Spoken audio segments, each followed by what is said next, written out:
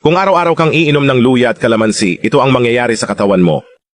Una, mas mabilis mong maaalis ang lason. Ang kalamansi at luya ay bumubuo ng malakas na pagsasama na sumusuporta sa detoxification ng katawan, tumutulong sa paglilinis ng sistema ng pagtunaw at pagbuti ng atay.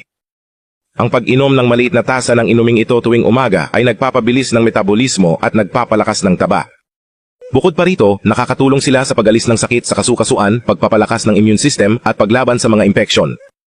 Ganito'y handa ang inumin. Kailangan ng maliit na luya. Hiwain ito ng manipis, huwag balatan. Hiwain din ang dayap sa maliliit na piraso.